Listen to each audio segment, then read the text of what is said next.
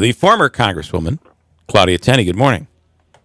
Good morning. I actually offered him a mask. She Not did. that it would be safe, but She did. I have a bunch of them. So That is something you kind of carry around, right? The masks. It's because and it is easy to get out of your car and forget. I've done it as well. Because nobody I do it all loves the time. At the risk of sounding, I mean, I have quite a collection, and I'm sure that everybody does now. So there's designer masks, there's homemade masks, there's all kinds you can buy. I always have one of those surgical-looking masks. And something. I always have something at least stuffed in my pocket, or actually I wear it like a bracelet. Yeah. So that I always have it on there. So when I'm driving, I don't wear it on my face when I'm driving. I see so many people doing that. I do too. I get a chuckle. Yeah. But I just wear it. But no, I saw Jeff, and I was like, I just noticed it. I wasn't trying to be. I just thought, well, he's a risk taker.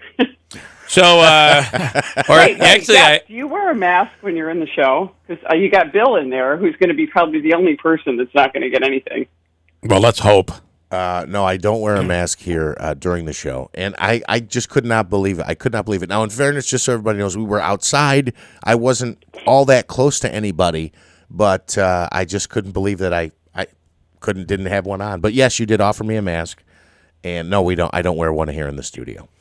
All right. Yeah, I have you pet my dog though. My dog was there. That's true. You know, the first dog to die of COVID-19 died yesterday. Or the first dog to actually contract the virus. Is that right? Died yesterday. Yeah. Oh. Yeah. I don't know how they know that, but I guess you test the blood or something, or do the nostril check. I don't know, but they knew it. That's Okay. too bad. Let's start with, and I have a caller already waiting for you. We're going to get to that coming up. Let's start with Remington Arms. Really a very uncertain time, and I got to tell you, the one thing we need to be hoping is that this auction that's going to be coming up, we got to be hoping that the Navajo Nation does not buy Remington Arms, because they will move it out to their reservation. Yeah, it's a very sad situation, and unfortunately, Remington's been down this road before, especially in the last 10 years or so. Another bankruptcy. It's sad too. When 2016, we celebrated 200 years of Remington Arms and continuous manufacturing, where Ilion is where it was founded. I worry about Ilion. Bill, you're from there. There's generations of people who've worked there. The biggest concern I have is that I wish somebody locally, or somebody who is interested in operating the business, to make a high-quality product and produce great guns for consumers, whether it's for sporting pursuits, personal protection, or our military. Yeah. It seems that Remington, unfortunately, has been caught in the trap, like a lot of companies that are thrown on the chopping block, picked up by these private equity firms that just want to turn around a big profit and and they make what they can, and they offload them. Yeah. And I think that there's a lot of reasons. I mean, everyone thinks it's just Remington. They say, wow, gun sales are going great across the country, which is true, but Remington is not the only company. I did a little research last night. Colt has the same problem, founded in Connecticut.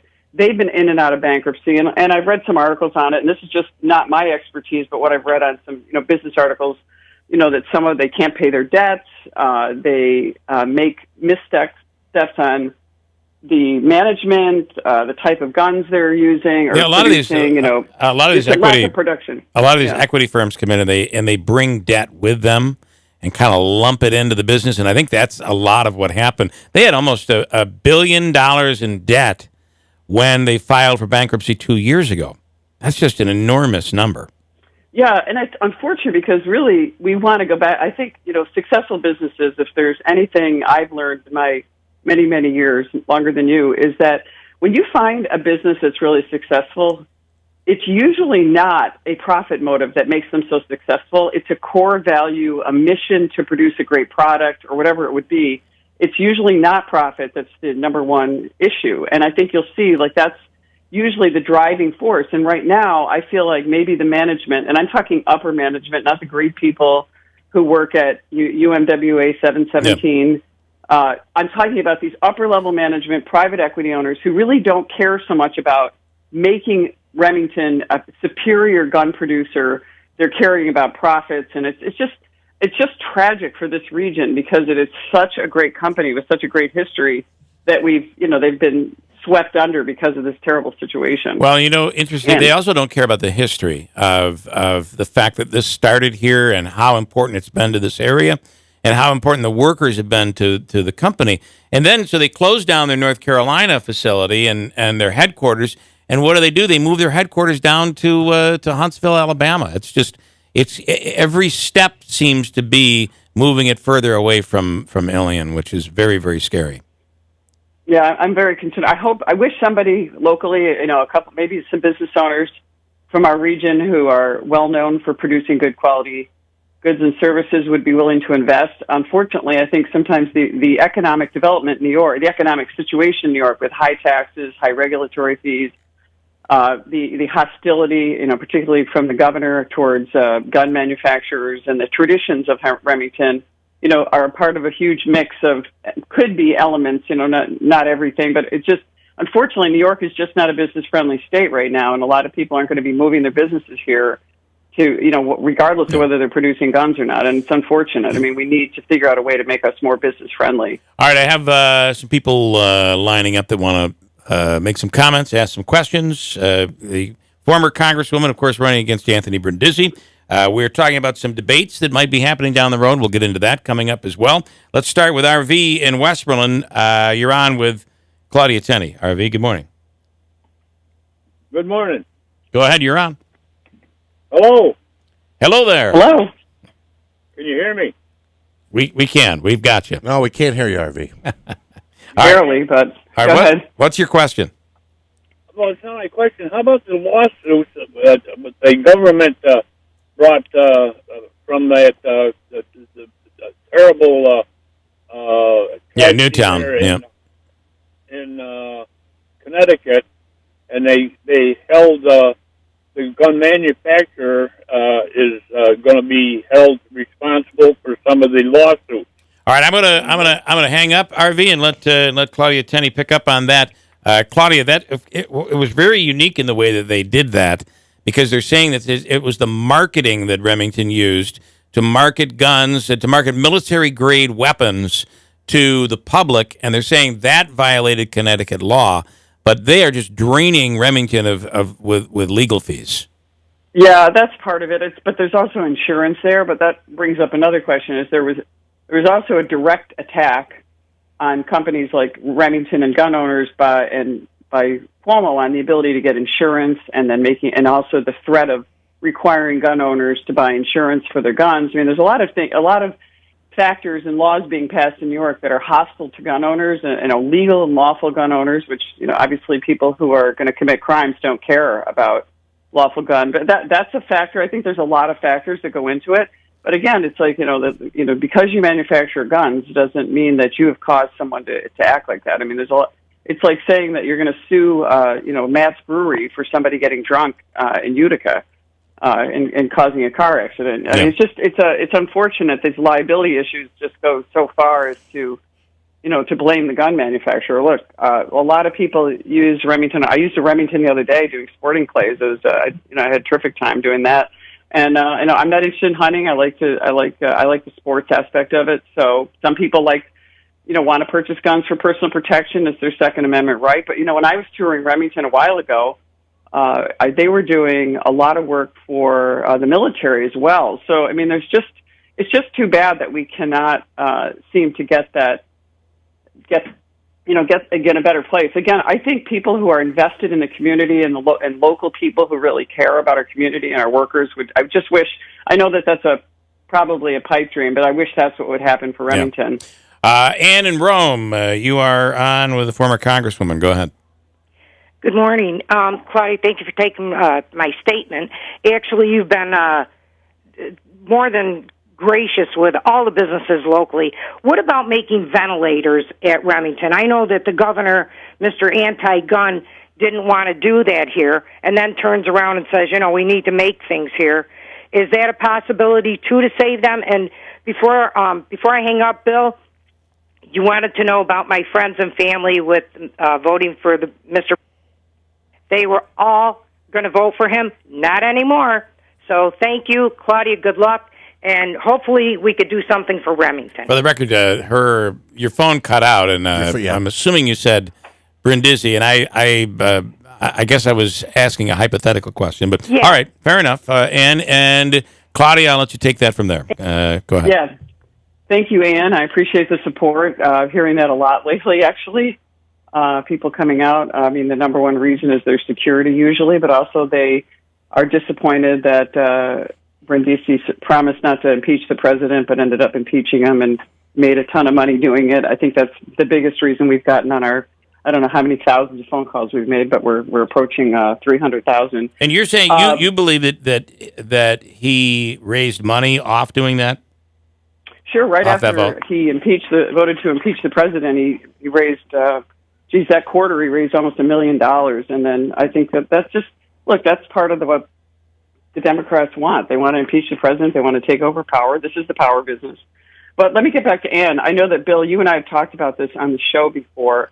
There was a discussion about whether Remington was actually going to be doing ventilators or not. And I have not I don't know the answer to that, if it was actually true or not. You indicated when I was on the show. I don't believe that was true. Correct. I think I don't Cuomo. know, and I think but people have said that they were considering doing it. Yeah. I don't know what the demand is for ventilators now. I know there's companies out there, but I hate to think that we're not going to lose the company first. I want to be hopeful and positive. In the worst, if maybe we could move them, maybe we could move part of the operation and do something using the empty space there. I would love to see us do something with that space. I mean, even producing guns on different types of guns, or I don't know. It's frustrating. But thank you for the question. Anything we could do to make sure that we keep people employed in Ilion and producing good quality. I think I'll tell you one thing that I have heard is that many manufacturers and people who have moved out of the state and gone to Alabama and other places have found that the workforce is not as good in other places as it is in our region. We have a really good workforce. We have people who are motivated, committed, and really care about working. And I think that that's one thing that I think you could probably talk to 9 out of 10 businesses who will tell you that that's one of the greatest things about our region is the work ethic that we have. Manaski. Last time, in 2018, it was a difference of about 4,500 votes that you lost to Congressman Brindisi. Has anyone come up to you, because you said you've got people coming up to you saying, I'm going to support you because of this or that. Has anyone come up to you and said, I didn't vote for you last time, but I regret it because of this? Or I didn't vote for you last time, but I'm going to this time. Why? And yes, here's why. a lot, all the time. A lot of time, not always in person, because I'm not able to talk to people as much in person as I am on the phone. But over the phone, if I do door to door, which we were doing yesterday, people will come out. I've noticed people who have my signs on their lawn who never had them before. Usually the number one reason is believe it or not, it's impeachment. The number two reason is usually security. They're not happy with Nancy Pelosi and what's going on, and that Brindisi promised to be moderate, and he's not. A lot of those issues people are concerned about. They feel like there's a lot of unrest and uncertainty, and those seem to be the big reasons that stand out. Those are the reasons, and people say it a lot on the phone when we take phone calls. Even during the primary, there were Republicans who supported Brindisi. And by the way, I think it was 4,300 votes, but I think it's an interesting point that people should be aware of, is that 2018 was actually what they call a midterm year. 2016 and 2020, obviously presidential years, the president's going to be on the ballot. I got more votes in 2016 in a three-way race. Remember, it was me, Kim Myers, and Martin Babinek. Mm-hmm. Than Brindisi got in 2018, winning because it's a midterm year. But we're anticipating at least 25 to 30,000 more people will vote this time, and probably even more, because if you look at the primary results from June, we had more people vote in that primary than in the previous primaries in the last 10 years. A lot of that is because they got their ballot applications mailed to them. So it's going to be interesting to see how many more people are going to actually vote. It's going to be an interesting year. I don't know if it looks like it could favor, if the Democrats keep on the track they're on with de Blasio and the things that people are seeing across the country with the hostility toward the police and toward safety and security. I think you're going to see a larger turnout for people that are for law and order versus chaos. All right, couple quickly more items. Manaski, Jeff says here, please remind Claudia that some of us Republican voters are still bitter over the fact that when the president came to town, she did not extend an invitation to fellow Republican political leaders. I know you've addressed this before, but I guess I'll let you do it again here. Sure, I'd be happy to address it. Everybody was invited to the event. As you know, and I explained over and over, I asked the president to come in for a rally. There were other people and other forces that turned his visit into a fundraiser, which I was disappointed by. But I tried to make the best of it. So I tried to get as many people as I could out to Griffith Air Force Base who could get there because they either couldn't get into the event. We got people in all over the place. Each day was a dynamic that was changing. There were certain rules that I had to comply with. The president wanted to meet people who were families of first responders or Gold Star families, which is why those are the people that greeted the president when he got off the plane. I had a number of people, all different people who were at the airport in Rome, and anybody could have come out to that, certainly. I even had 105-year-old Mary Milanowski in her wheelchair from the Rome nursing home out there to greet the president. She just celebrated her 107th birthday last month, so happy birthday again to Mary.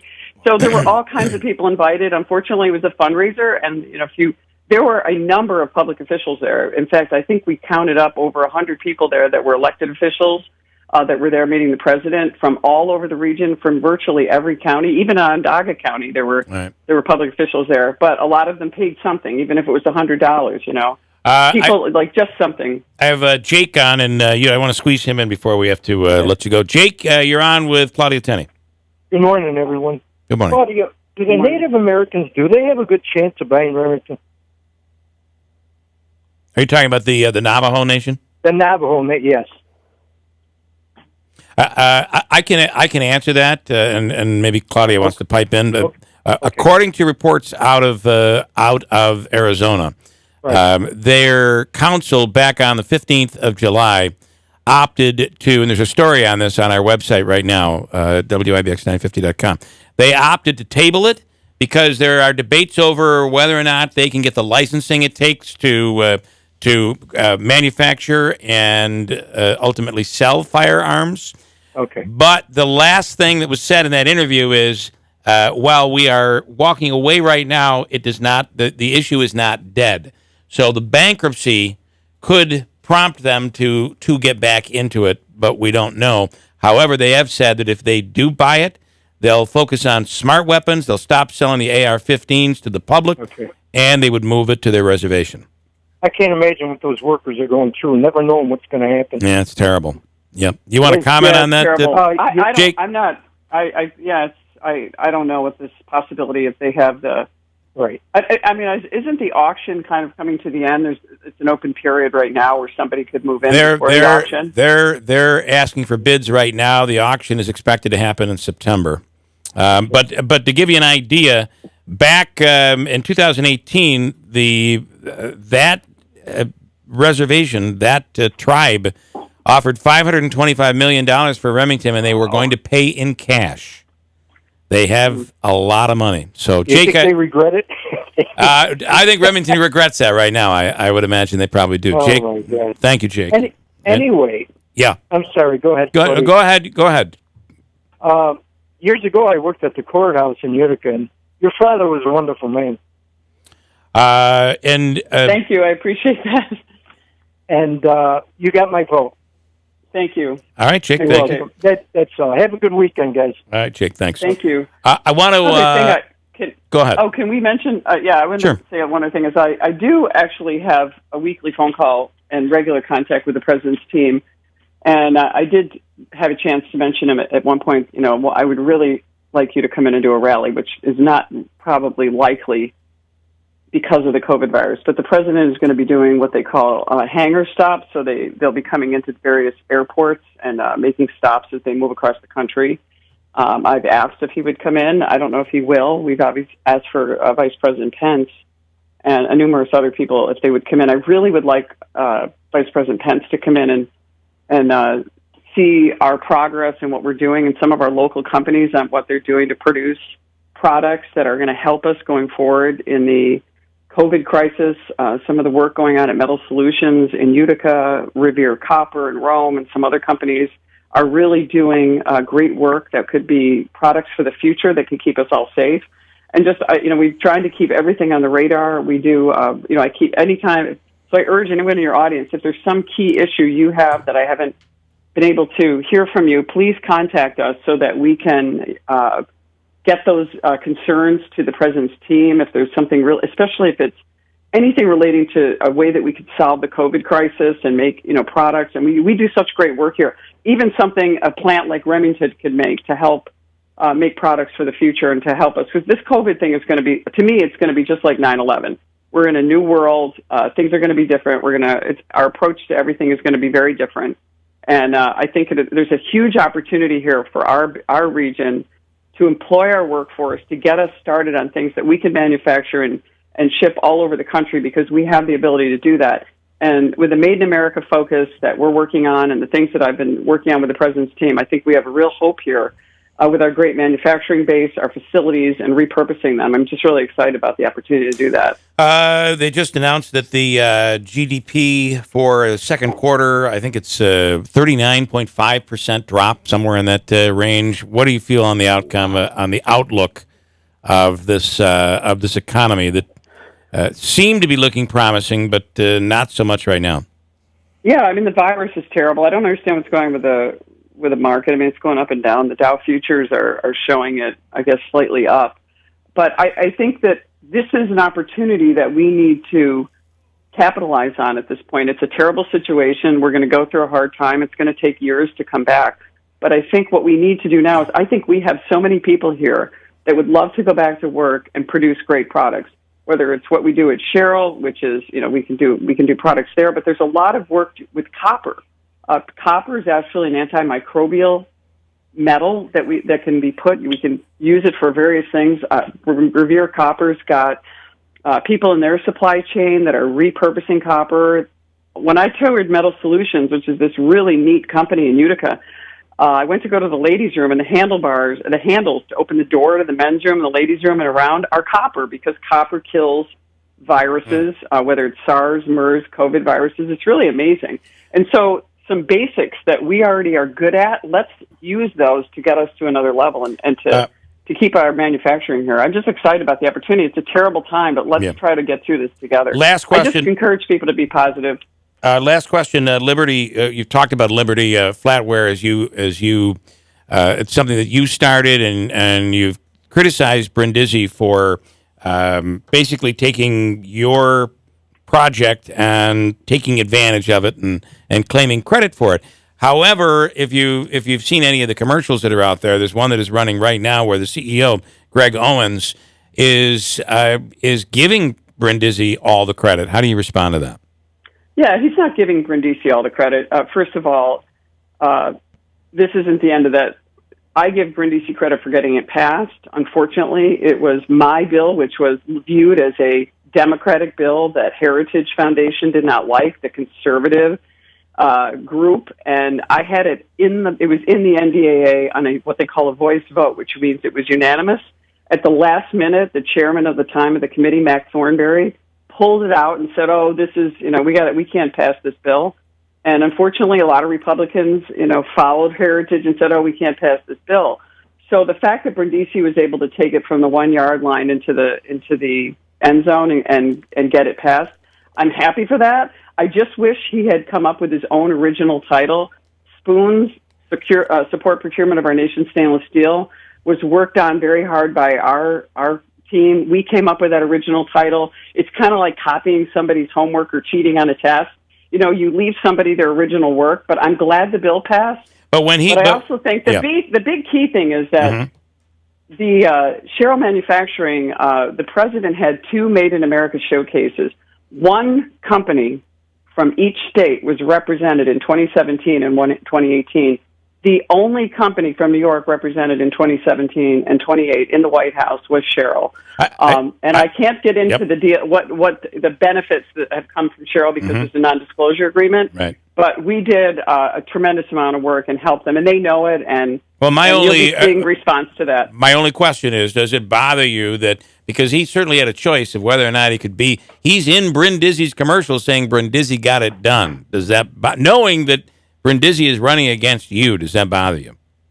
Oh, I think that it's a disappointment. I think, if anything, he's hurt himself more because so many people have contacted me or made comments. Just look at Facebook. I mean, just look at the reaction and from a lot of people, including people that work at Cheryl. But Greg said that a couple of days before Brindisi, he told me that he would do anything that he did for Brindisi, he would do for me, and was grateful and said, I'll do whatever I can to help you.